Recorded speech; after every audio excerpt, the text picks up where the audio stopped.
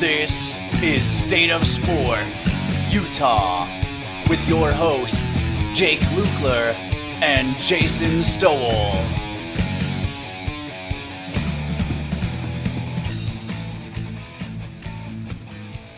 Hey everybody, welcome on in to the podcast. It is your host, Jason Stowell, and my buddy, Jake Lukler. Heck yeah, dude. Football. It's back. It is here. Finally, the dreaded wait is over. The desolate winter that is summer is in sports terms is past us, and we now move to the glorious, beautiful months that are football. Amen to that. I'm just a little bit excited, if you can't tell. Oh no, I live and breathe for football season. So right now it's Christmas time. It's Christmas. It's Christmas time. All right. Well, jumping on into our show here, can I just say that it stinks that Utah and BYU do not play each other this season? Yeah, I mean, don't get me wrong. Our two teams have not played each other before. Especially in recent history, I believe it was in recent history. Actually, up until when the streak or the pause happened when you guys played Michigan. Yeah, we had played every single season except for World War II. 2 years off for World War II, but literally World War I, the freaking Korean War. I mean, literally took the war of all wars to stop BYU and Utah from playing, and then Michigan happened. Well, anyways, so 2016, we didn't play, right? But the thing about 2016 is I don't feel like either team was all too, there wasn't as much, neither team was as good as they are now back then. So it wasn't as big of a lament. And even in 2015, Utah had a pretty good season, but it wasn't, from the get-go, it wasn't anticipated, right? And we ended up playing in a bowl game anyway. And that's the biggest thing with this season not being able to play. Like you've got two basically senior quarterbacks that are primed for the NFL, like a really good supporting returning staff. BYU is number one in returning production in college football. Like, such a bummer that we don't. Yeah, I know, and see that this and we'll never get to see Cam Rising versus Jaren Hall, the ultimate question of who's better. It won't be able to be decided on the field, but rather in the tweets and the chat rooms, on the message boards. So, well, let's move on into our projections for this coming season. For each of us are going to go both for our own teams, BYU, Utah, respectively, and then we'll flop. We'll give expectations for. Or predictions, I should say, for the opposing team. So I'll go first. I am looking at BYU probably at their best going. I have them going 10-2. I think if you can put together, a really healthy season with both Jaren Hall and the defense that you can get to 10 wins. Probably losses to Oregon and Notre Dame. Those were the two I picked. But it's going to be really tough between, obviously, the Big Four with those two, and then throw in Arkansas and Baylor. Definitely an edge to the home factor, I think, is what pushes BYU over the edge to grab those two really big Power 5 wins. So that's kind of my expectation for BYU. 10-2, and then one last meaningless bowl game that we have to endure through whatever ESPN decides to stick us in, because BYU fans, do not get your hope up that ESPN is going to come in and put us in some grandiose bowl, because it already hasn't happened last season was the perfect example of that. Like had a really good season and ended up in a just completely trash Yeah, bowl. rinky And dink bowl game that's against at Birmingham. yep, where like you sit your quarterback, your most of your defense isn't even playing. Like you just nobody, even the coaching staff, like admitted that they could have done a better job actually engaging in that game. Yeah. But as far as Utah, I I and we're gonna differ on this a little bit, Jake. But like I'm really there's just this giant question mark of what is USC gonna look like, and that for me is the defining point for Utah this season. So I put them at 10-2. I think you probably pick up a loss either to maybe Florida because it's the first game of the season and it's the Swamp, and that is a tough environment. But more likely, it's somewhere in the Pac-12 slate. You pick up the one loss, but that USC game, I think week 6, right, or 7, Uh, that that is. would be October 15th. You've got the date circled I do. because Yep. right? It's going to be so important if you beat USC. Then I think probably you go 11-1, and whoever wins that game is going to win the Pac-12 conference and go to the Rose Bowl. I do not think that the Pac-12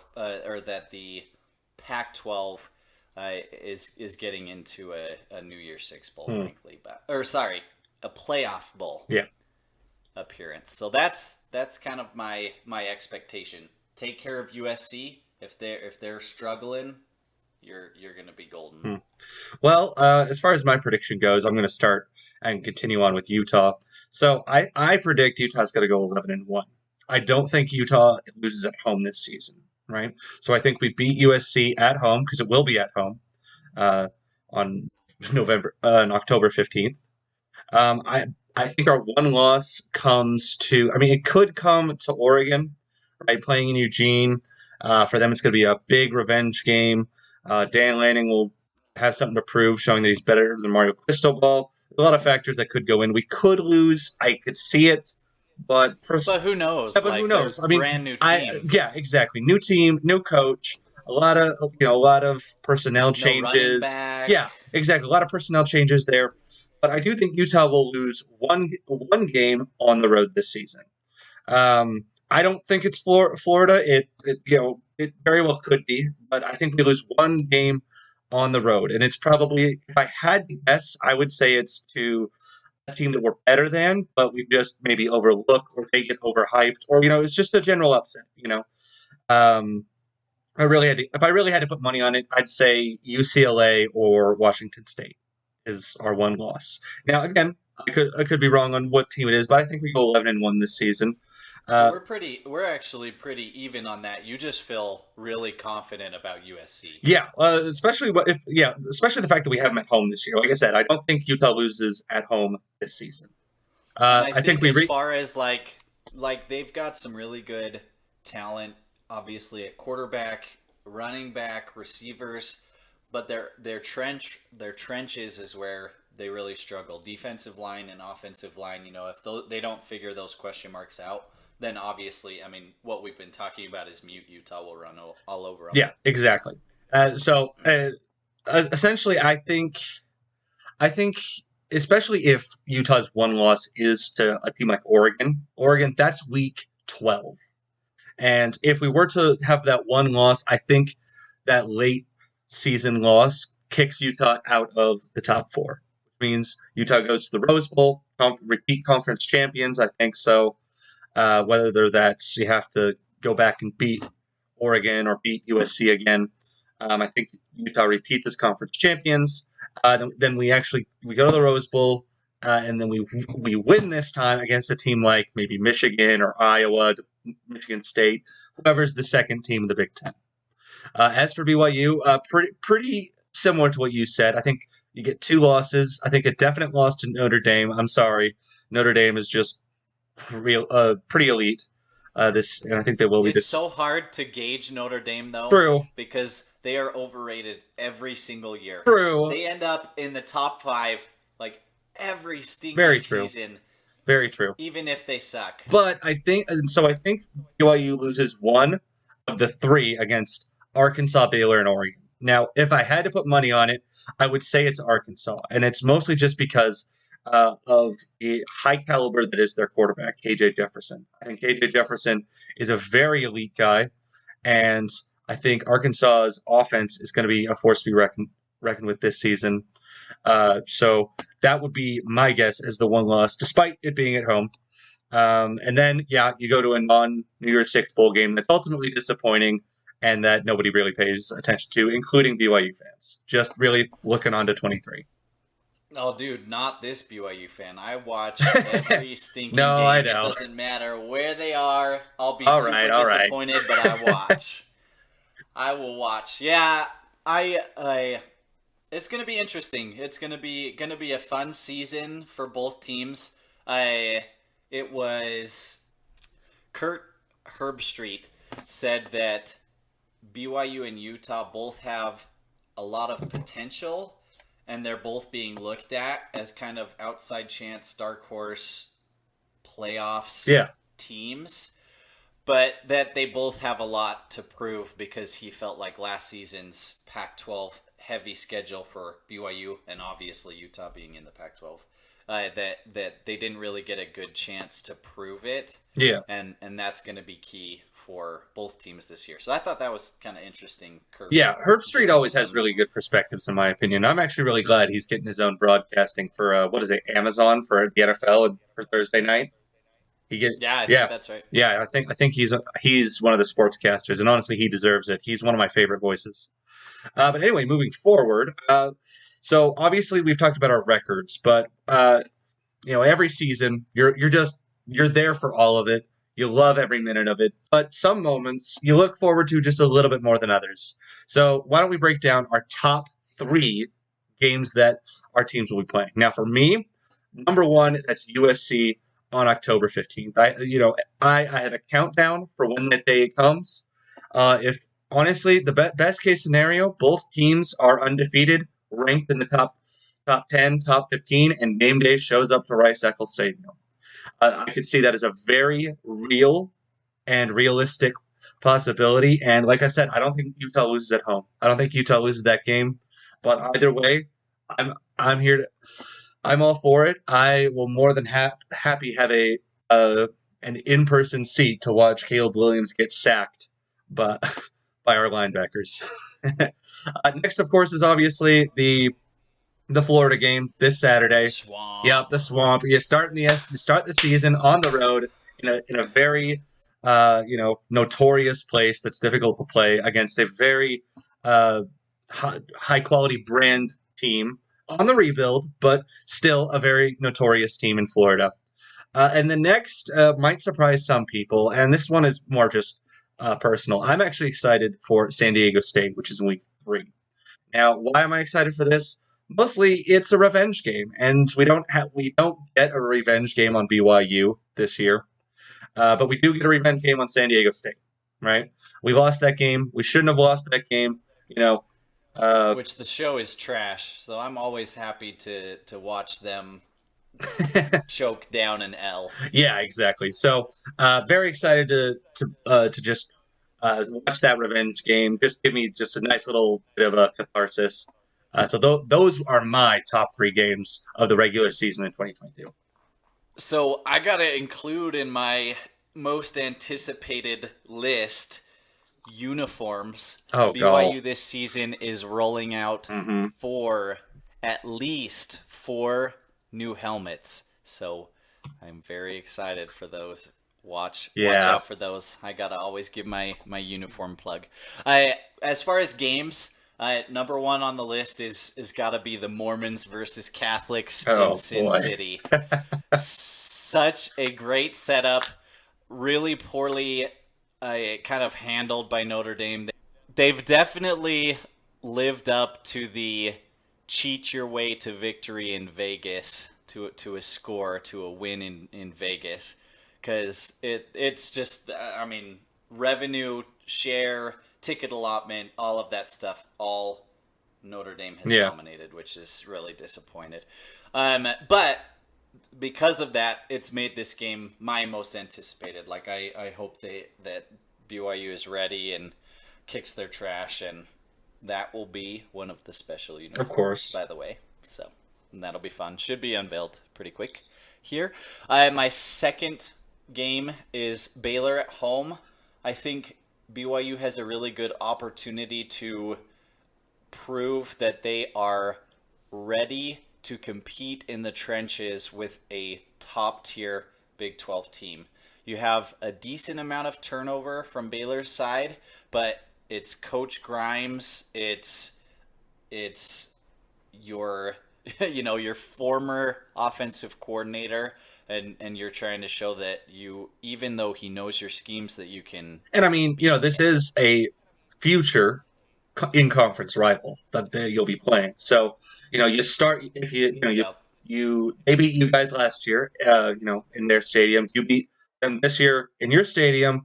That's the makings of a pretty decent rivalry.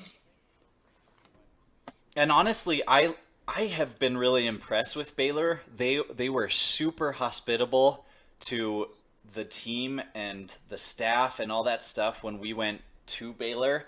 They were really inviting, and that probably the religious private university aspect has a Yeah. lot to do with that.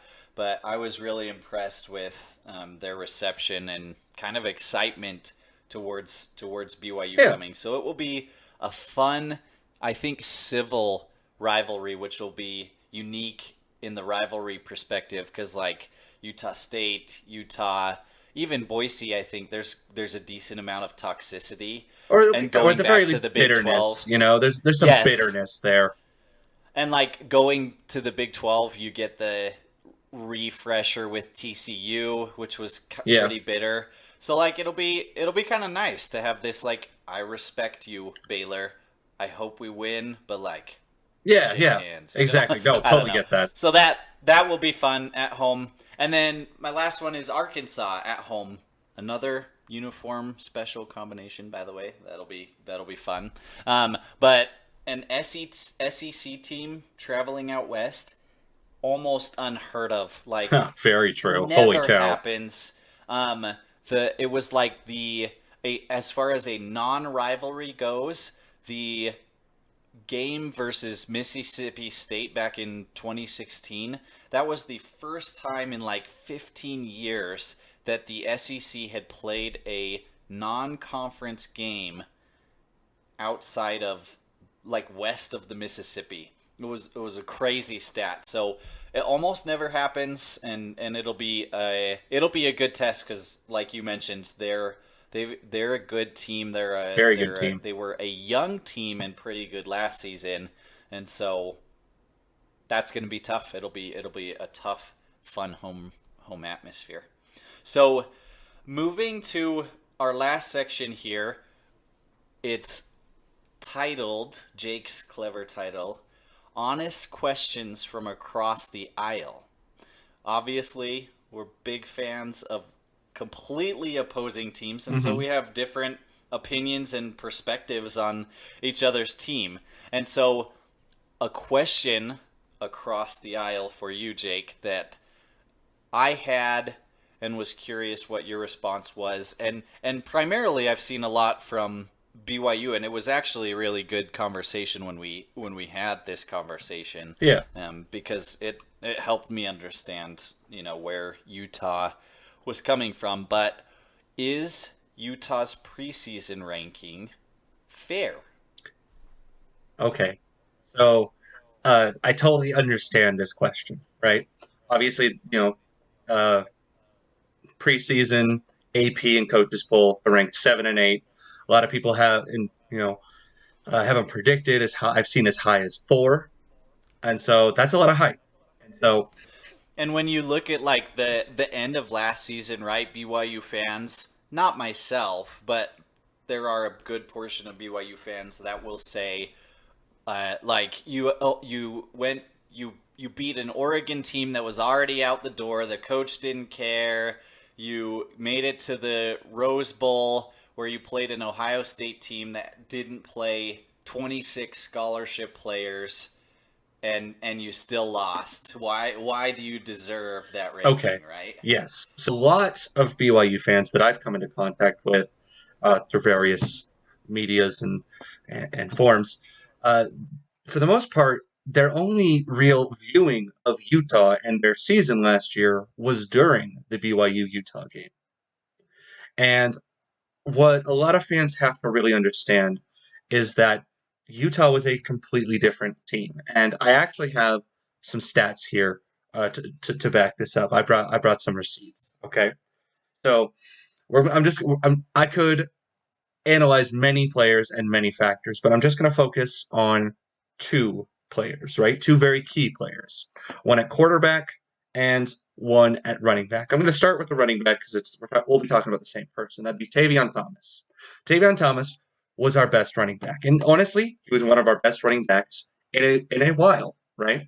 He broke the season touchdown record as well as the touchdown record and he tied the record twice for the most amount of touchdowns in a single game for the school, right? However, if you look at just his first three games, right, and you combined his stats, he had a combined for Weber State, BYU, San Diego State. He only had 133 rushing yards, two touchdowns, and he had one fumble for loss. Right now, that's very mediocre. That's not very impressive for three games. That's divvied up to.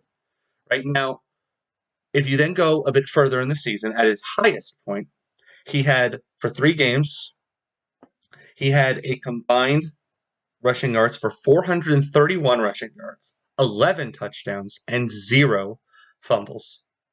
Right now, that's a significant improvement. Right, and so to explain Tavion's situation really quick, essentially, he was coming from the transfer portal from a JUCO school. He was at Cincinnati for a bit, and he went to JUCO. Then he was at Utah, and that transition took him about 4 games, four and a half games, and then he was a touchdown machine.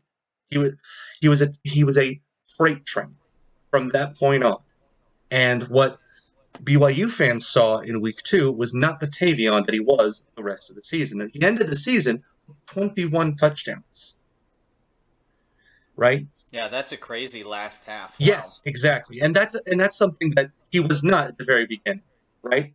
Now, the quarterback situation. Obviously, the first 3 games we had Charlie Brewer. Right?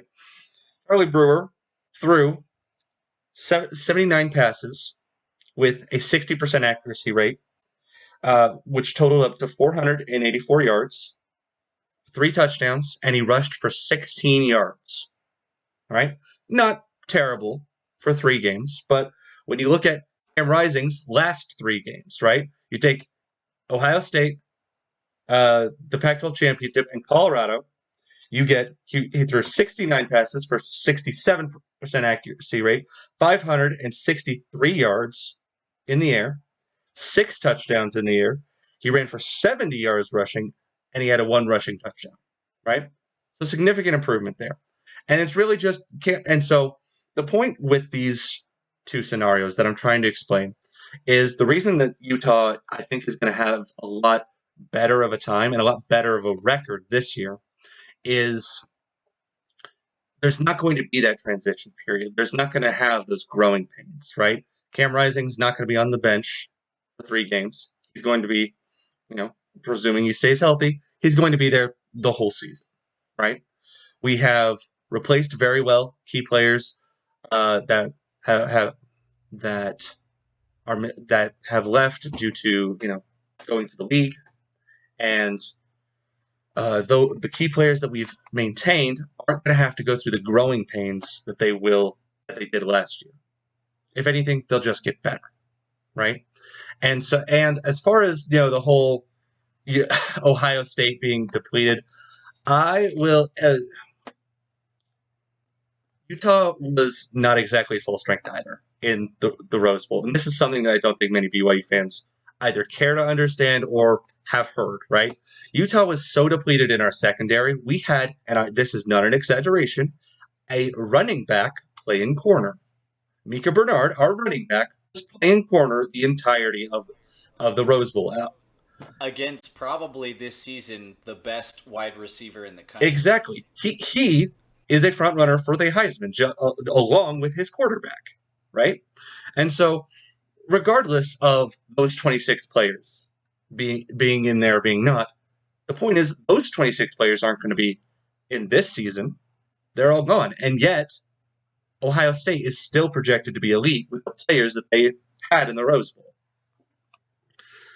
So, and as far as Oregon being out the door, yes, I'm sure there was some of that, but honestly, I challenge anyone to say that Mario Cristobal didn't want to win a Pac-12 championship on the way out. Just saying. So, moving on, Jason, my question from across the aisle is that Utah fans, at least many like myself, I don't think we see what BYU fans see in Jaron Hall, right? I think we saw it a little bit with Zach Wilson, mostly because our team wasn't playing and yours was that season in 2020. But I don't think we, as Utah fans, have paid attention to Jaron Hall. So, how do you think him as a quarterback stacks up against the plethora of quarterbacks that he's going to be facing this season, mainly being Blake Shapen from Baylor, Bo Nix from Oregon, Tyler Buckner from Notre Dame, KJ Jefferson, as I mentioned, from Arkansas, Tanner McKee from Stanford, and I even threw Utah State Logan Bonner. And I'll admit he's probably the lowest of the bunch, probably, but just for fun's sake, how do you think he stacks up? Well, and his stats, Yeah, Bonner's stats are wild. I'll touch on that. But so I would say that this season, Jaron really has a chance to, if he stays healthy, prove that he's worth a draft pick, a top, 3 round draft pick. And maybe even a round 1 draft pick. So personally, I see Jaron being the best quarterback from all of the teams that BYU faces, except for maybe the Arkansas quarterback, at least stat wise. So when we're looking at Jaron's line from last season, right? He had a 63.9, so 64% completion rate. He threw for 2,583 yards, 20 touchdowns, had a passer rating of 156.1, which of all these guys is the second highest, and threw for 5 interceptions. So a very, very respectable number with your touchdown to interception ratio, which is always always important to have. So as far as these other quarterbacks, it's going to be something interesting to watch as well, because a lot of them are coming into new systems. So they may get better than they were before. They may get drastically worse trying to learn a new system.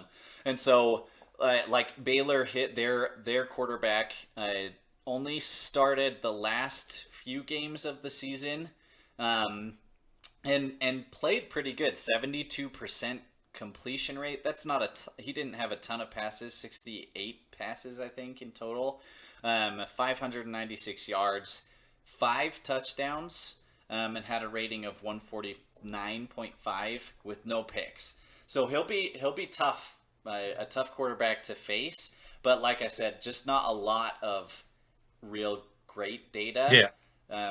But he did win them a conference title game and the Sugar Yeah. Bowl, so played really well to close out the season. Bo Nix has really had some struggles. I think his kind of window honestly has past. I think so too. Maybe he gets a good start, or kind of a restart in Oregon, but a Yeah. 61 percentage completion rate, 2,200 yards, 11 touchdowns, so almost half the number that Jaron had last season. And keep in mind too, if you're a Utah fan that didn't pay attention to BYU, Jaron missed a ton of games last season and was putting up these stats. He didn't start for maybe 5 games last season if it didn't play in, like, if I'm remembering correctly. I should have had that off the top of my head. 5 is the number that comes to mind. And so, yeah, 11 touchdowns, 130 passer rating, and 3 interceptions. So not terrible in the interception. That number came down significantly from before. And then Notre Dame, that guy is a total newbie. Like, No, brand that's new true. quarterback. Almost no stats on him. He did have in the, like, I'm talking like maybe an average of like 1.5 passes a game across the 12-game season. Like, he had no playing time, and so he threw in that really limited playing time 3 touchdowns, but he also threw 3 interceptions. So I hadn't seen that. That's going to be something to watch. Is Notre Dame overhyped? If they don't have a quarterback, that could And be a to be story fair, in I that BYU made game. this list of quarterbacks probably like 2 or 3 weeks ago when these were just the projected starters. So I actually don't even know if he is their actual. And I did. I Okay, looked good, at you did. at least when I looked it up. Okay, That's what it was okay, saying. good, So because I did make that list quite a while ago. the Arkansas quarterback, that's where things get more interesting. I don't. I couldn't see that he missed any time last season. But his completion percentage is 67.3. Very impressive. He threw for 2,600 yards. He had 21 touchdowns, so a touchdown more than Jaron Hall. And that's really where Jaron's like biggest showing of how good he can be. 20 touchdowns, missing, at least a third of the season, a quarter of the season, is really stinking good and really efficient in Aaron Roderick's offense. But yeah, 21 touchdowns for the Arkansas quarterback. Had a passer rating of 164.7, which is by far the highest on Oh this yeah, list. Really this dude's good an elite quarterback. passer rating, and threw for 4 interceptions. So, like I said, honestly, pretty even, similar stat lines to Jaron's in most regards. So that's the quarterback battle I'm most looking forward to. And then you have, Tanner McKee, a LDS kid at Stanford, 65.4% passer or completion percentage, 2,300 yards, 15 touchdowns, only a 138 passer rating, and threw 7 picks. Granted, he doesn't have the best assets True. around him at Stanford. They just were not very good last season. So that'll be, as far as potential NFL, McGee's talked about a ton. Oh yeah. Right? And so that's probably the best preview of like NFL potential versus NFL potential that you have all season. Yeah. So last but not least, you've got the Gaggies, Logan Bonner. His stats are super wild.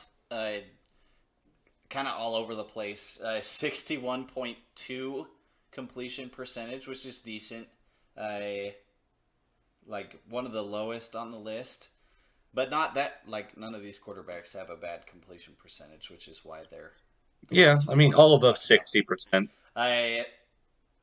He threw for 3,628 yards. Sheesh. That is a massive number. I Now, to don't be know. fair, a lot of that was to a really good receiver that they will no longer have. Yes. Yep. That's a good point. So so touchdowns. He had 36 touchdowns. Dang. All right. So I mean, those two numbers are big. Like Yeah. we like to tease the gaggies. We love it. A lot of their fans really annoy us, but Yeah. those are impressive numbers. From Bonner. So it'll be interesting to see if it And it was a doesn't he have a passer rating of 154? That's pretty close. I mean, that's yeah. pretty on It's par up with there.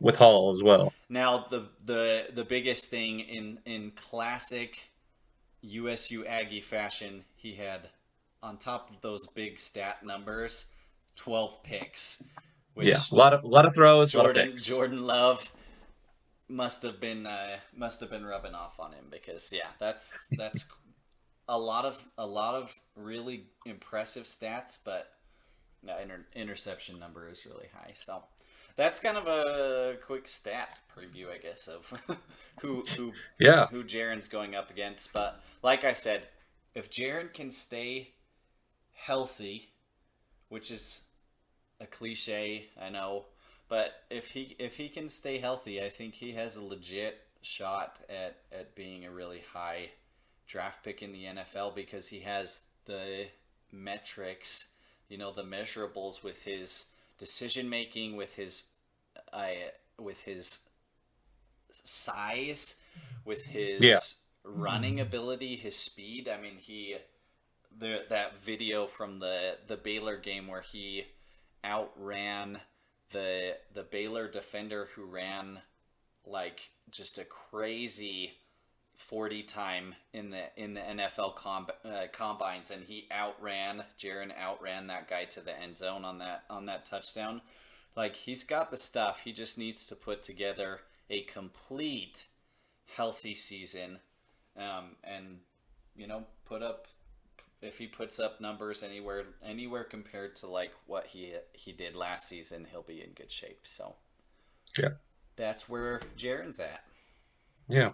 Which again just makes me lament all the more about these two elite quarterbacks from both of our teams not being able to face off against each other. But no sense in crying about it too much longer.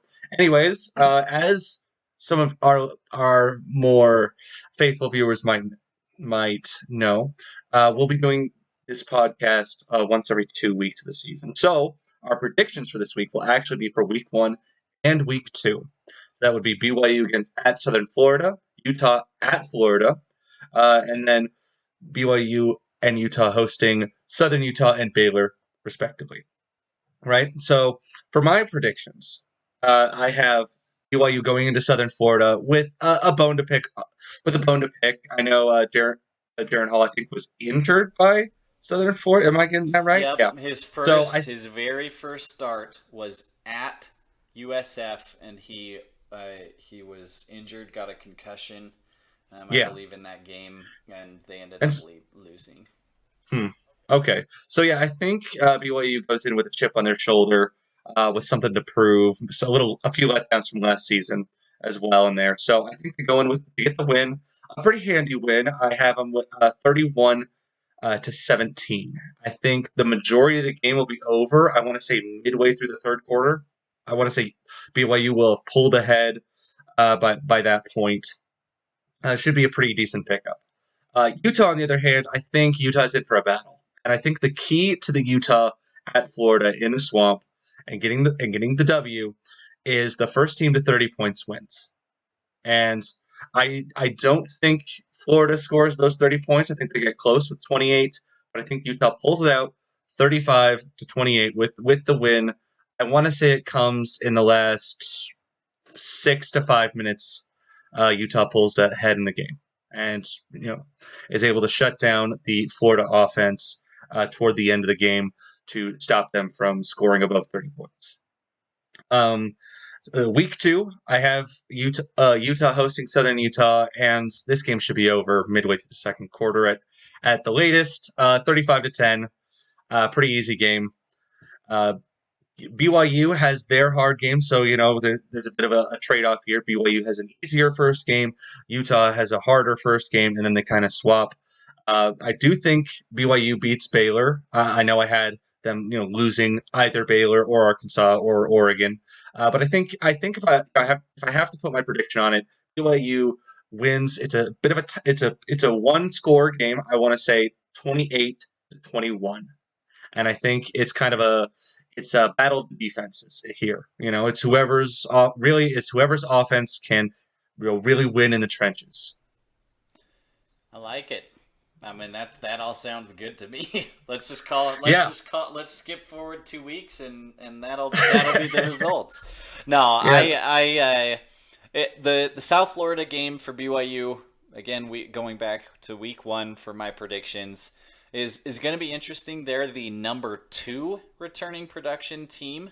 They swapped out a bunch of coordinators, so there is some scheme question marks, which BYU has had to deal with, like 2 seasons in a row now with Yeah. having completely new schemes to go up against. And I think it always takes BYU's offense just a little bit to kind of kick into gear. There you may be down starters in Gunnar Romney and Puka Yeah. Nakua. They have been a little banged up from camp, and so they may hold them out just as a precautionary, long term. Yeah. So I think 28-13 feels like a good score prediction for that. Hmm.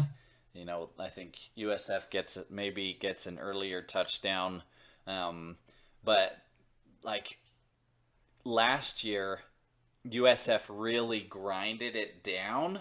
That was the only way they could stop BYU's offense because BYU just moved down the field so quickly that USF, the only way to stop BYU from doing that was to go so slow with their offense. And ultimately, they ran out of time to even come remotely close to a comeback. It really wasn't close. So that's my prediction for that.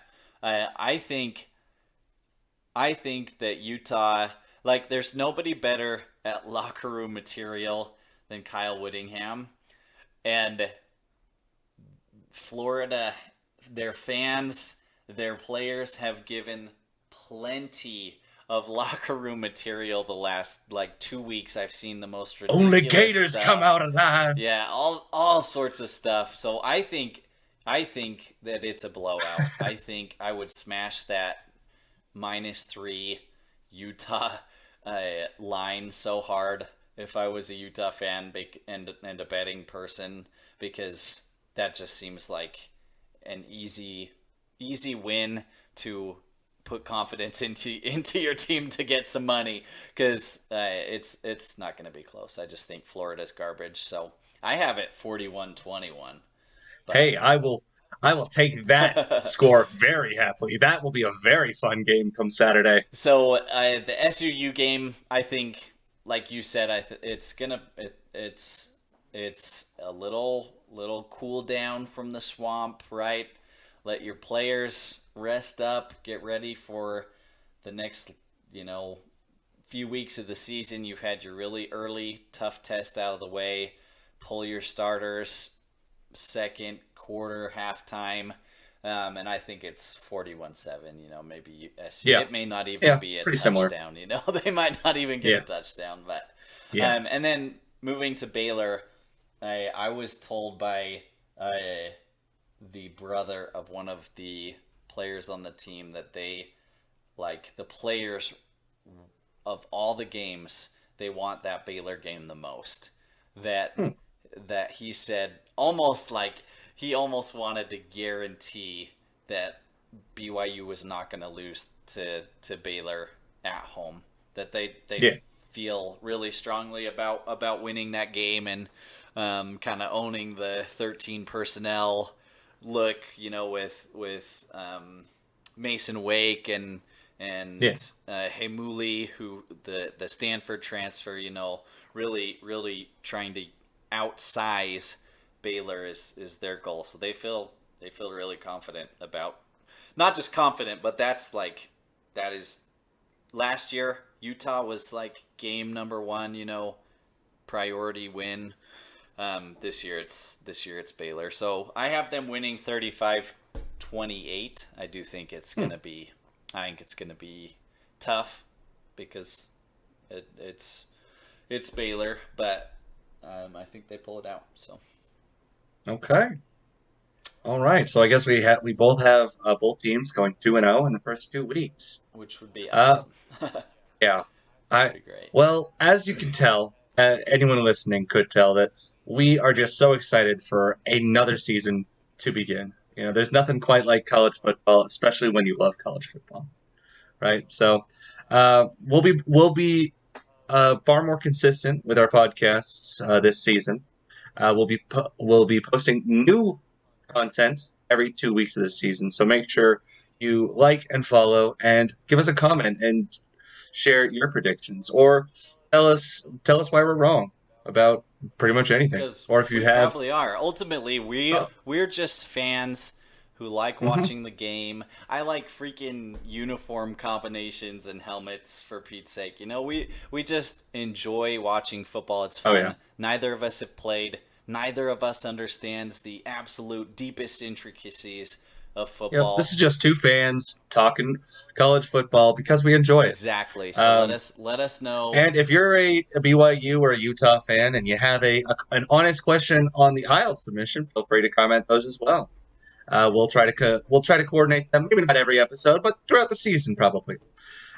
Anyways, that's our show for the opening of the 2022 season. Thank you very much for listening.